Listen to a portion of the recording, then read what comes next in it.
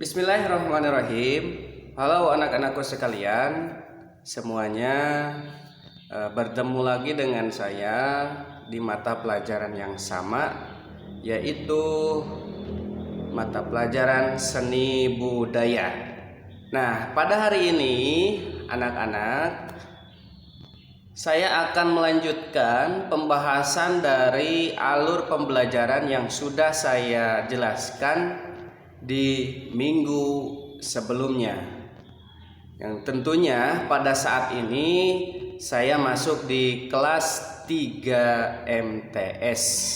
Nah, pada hari ini melanjutkan dari pembelajaran sebelumnya, yaitu masih di judul yang sama atau di bab yang pertama, yaitu berkarya seni lukis. Oke anak-anakku sekalian, kita akan masuk ke pelajaran berkarya seni lukis. Oke, kita lanjutkan ke slide selanjutnya. Tapi sebelum itu jangan lupa subscribe, like, komen, dan share. Oke, anak-anakku sekalian, sekali lagi jangan lupa subscribe, like, komen, dan share. Nah, anak-anakku sekalian, pelajaran yang akan kita bahas tentunya berkaitan dengan berkarya seni lukis.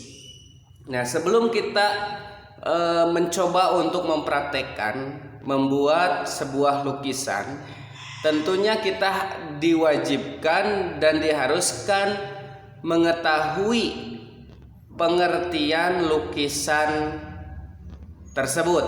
Nah, apa sih pengertian lukisan? Kita masuk ke slide pertama, yaitu pengertian lukisan. Oke, lukisan adalah suatu bentuk benda yang dibuat.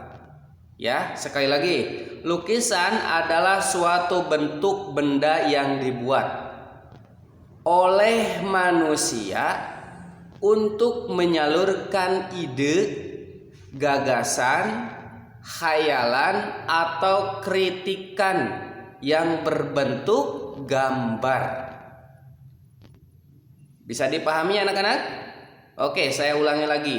Lukisan adalah suatu bentuk benda yang dibuat oleh manusia untuk menyalurkan ide, gagasan, khayalan, atau kritikan yang berbentuk gambar.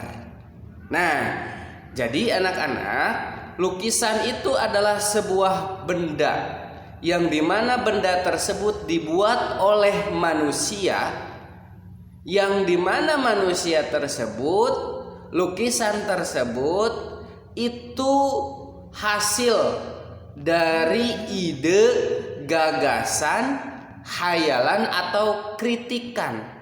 Misal kita mempunyai sebuah idenya tetapi yang berkaitan dengan kita ingin membuat lukisan. Nah, maka yang disebut dengan ide tersebut lalu diaplikasikan ke dalam sebuah gambar, ya, melalui bahan dan juga alat yang tersedia, maka itu yang disebut dengan lukisan. Kira-kira sederhananya seperti itu anak-anak terkait dengan pengertian lukisan. Kita lanjut ke slide selanjutnya, yaitu tentang gaya atau aliran seni lukis. Perlu kita ketahui, gaya aliran seni lukis ini ada 3 macam yang bisa saya sampaikan pada saat ini, ya, terutama aliran seni lukis. Oke, 3 macam ini. Yang pertama adalah representatif, ya. Aliran seni lukis yang pertama adalah aliran seni lukis representatif. Yang kedua adalah aliran seni lukis deformatif. Yang ketiga, aliran seni lukis non representatif. Ya, jadi ada 3 aliran atau gaya seni lukis. Ya, bisa dipahami? Kita lanjut. Nah, di sini aliran seni lukis representatif atau aliran seni lukis yang pertama tentunya terbagi ke 3 bagian. Ya, tentunya terbagi kepada 3 bagian. Yang pertama adalah naturalisme.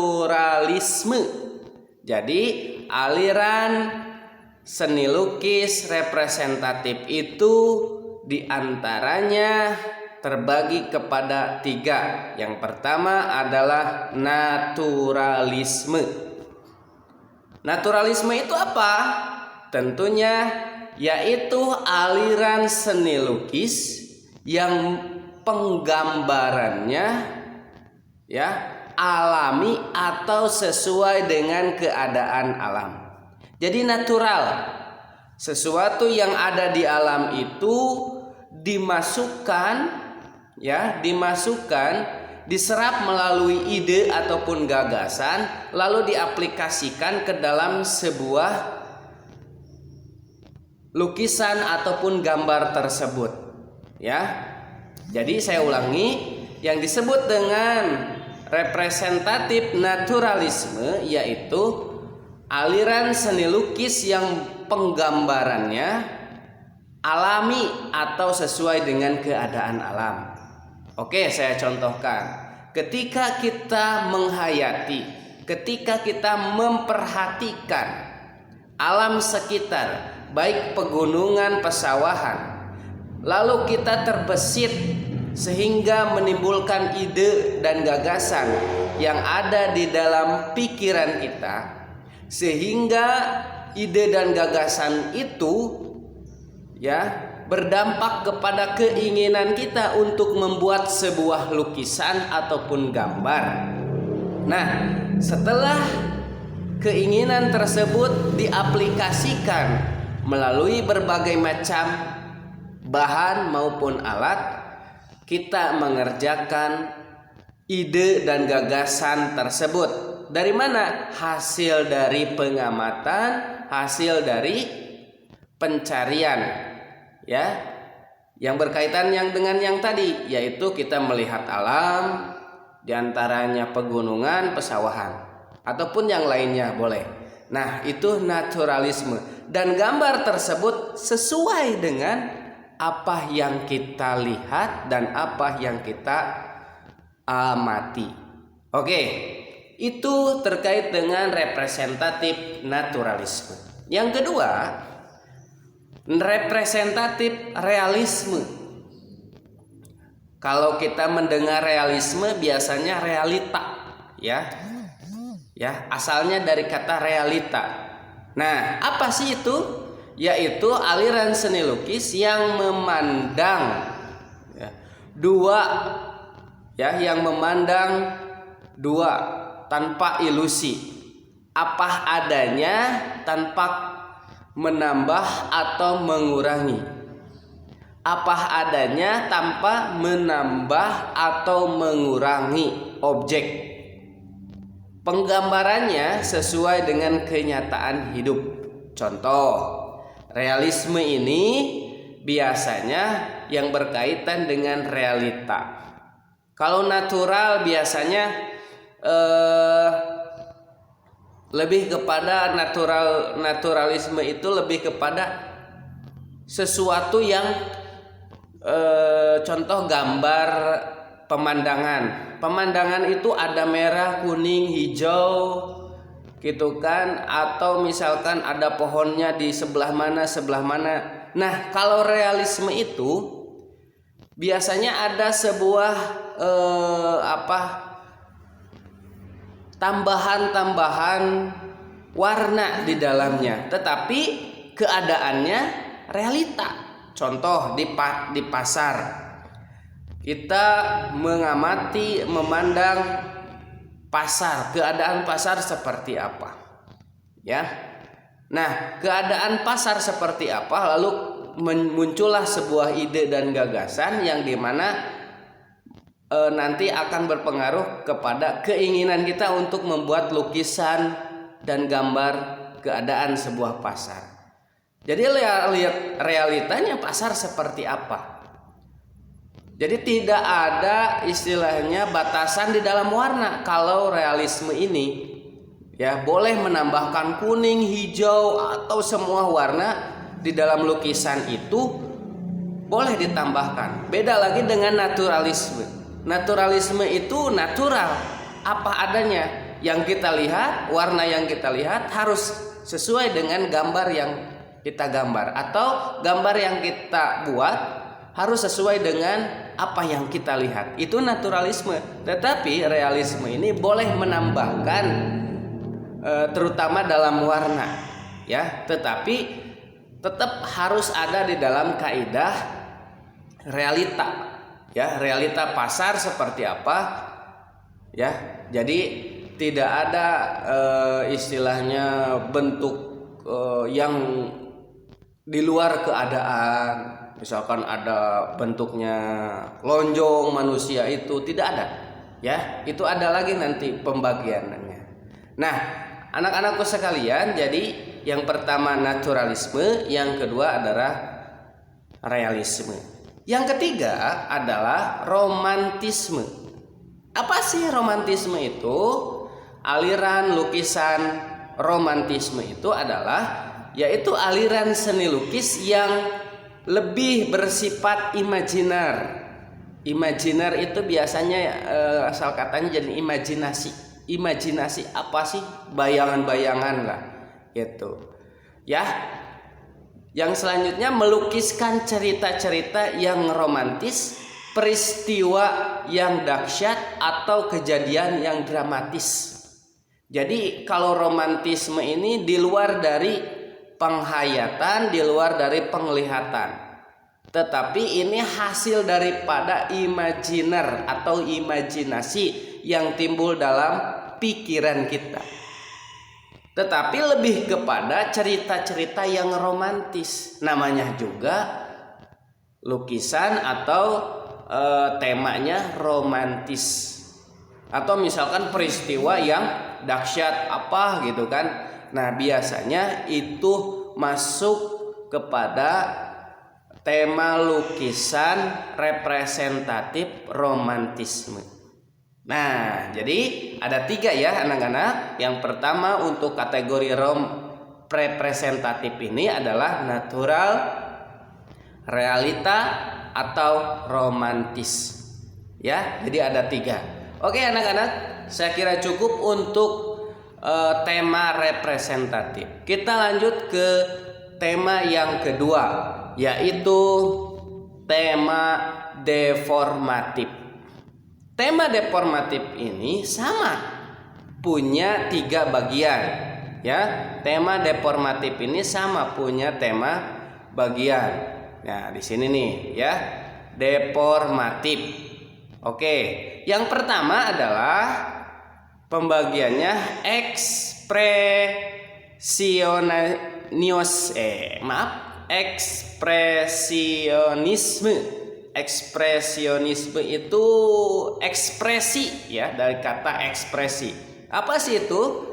Aliran seni lukis yang penggambarannya sesuai dengan keadaan jiwa sang pelukis yang spontan saat melihat objek karyanya.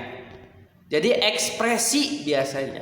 Contoh, ketika kita melihat gunung, seorang pelukis itu melihat gunung, ya.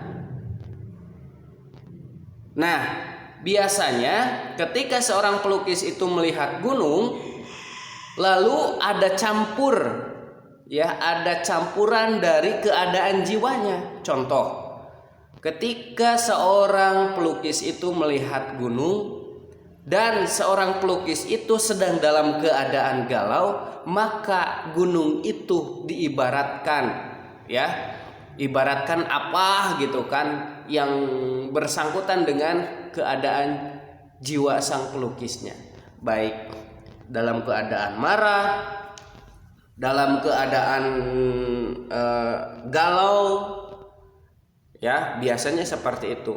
Contoh misalkan karena dalam keadaan marah, seorang pelukis itu ketika melihat gunung, maka gunung itu hasil gambarnya mengeluarkan apa? Mengeluarkan semua yang ada di dalam gunung itu. Biasanya apa?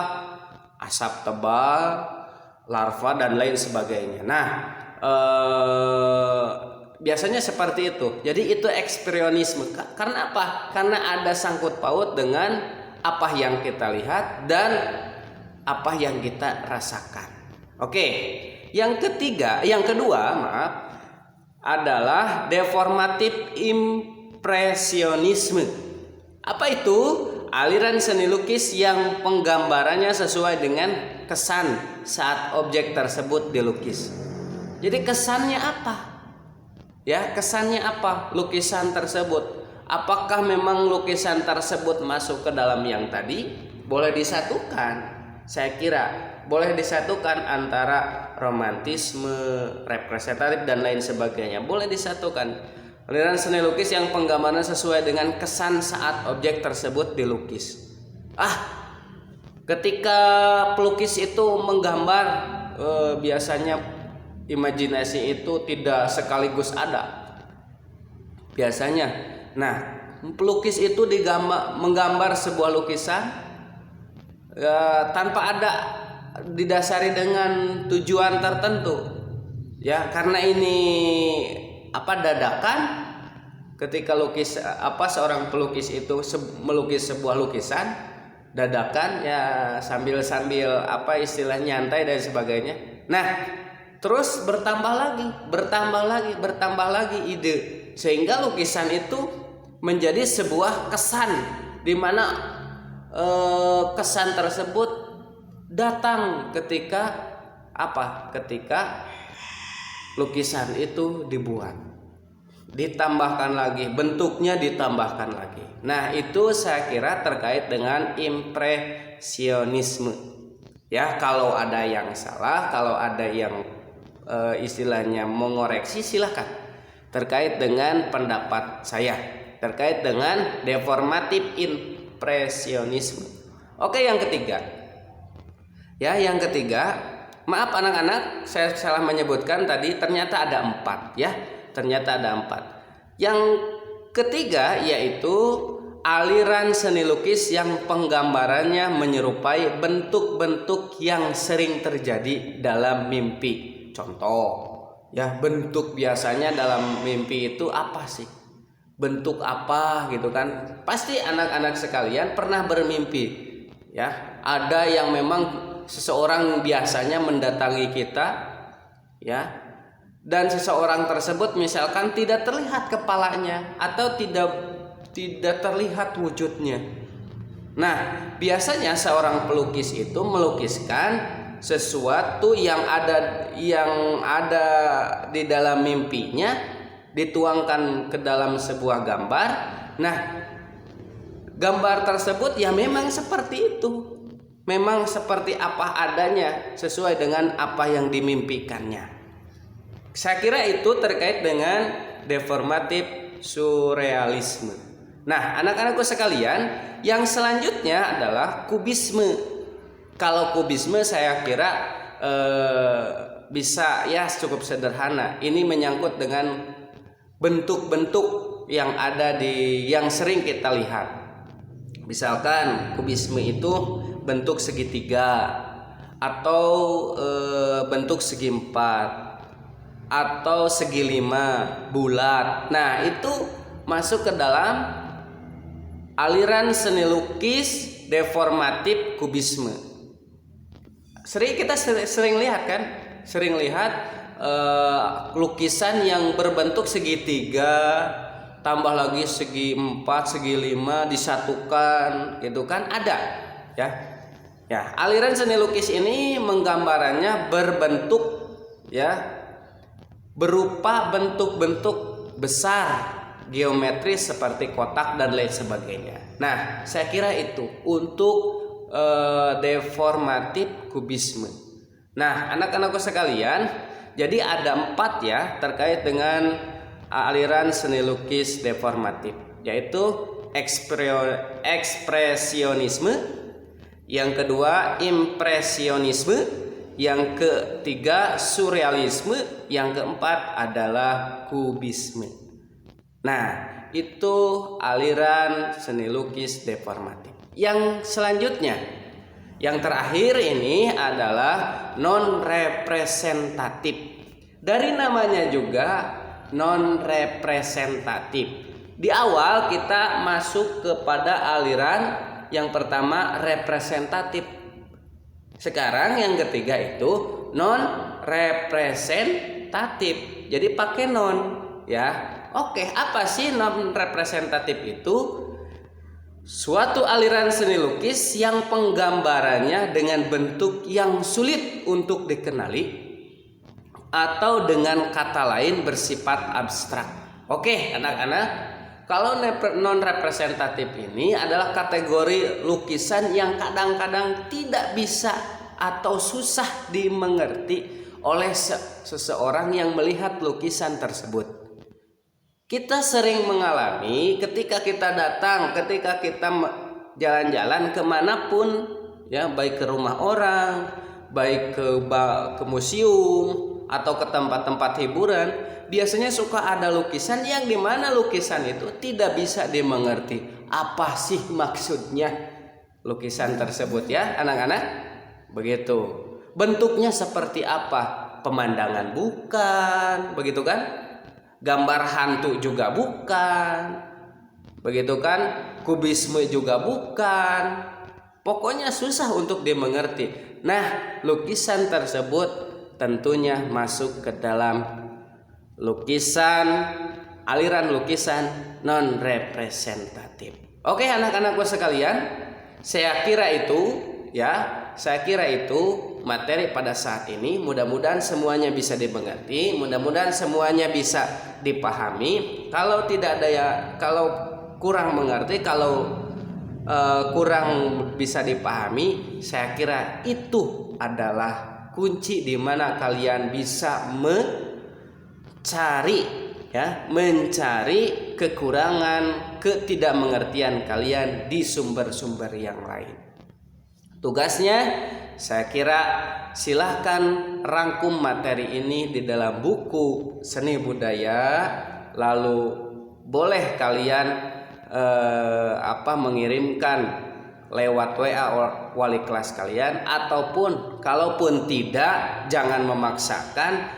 Nanti ketika bertemu dengan saya sebagai guru mata pelajaran seni budaya, saya akan memeriksa hasil catatan atau hasil rangkuman dari materi yang saya berikan hari ini.